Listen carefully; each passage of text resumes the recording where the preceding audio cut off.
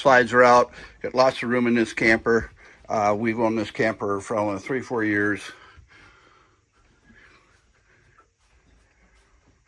The bed pulls out, or the couch pulls out to a bed. It's got the radio stereo system. I don't think we've ever used a stove, as most people don't use that in campers. So now we're looking forward. That flips up. Upstairs, king size bed in this thing. Lots of closet up here in the front.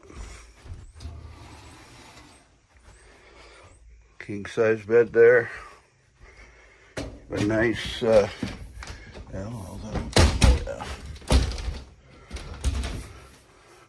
shower. It has where you can put a washer dryer in if you go south. This is the new AC. Here is the restroom.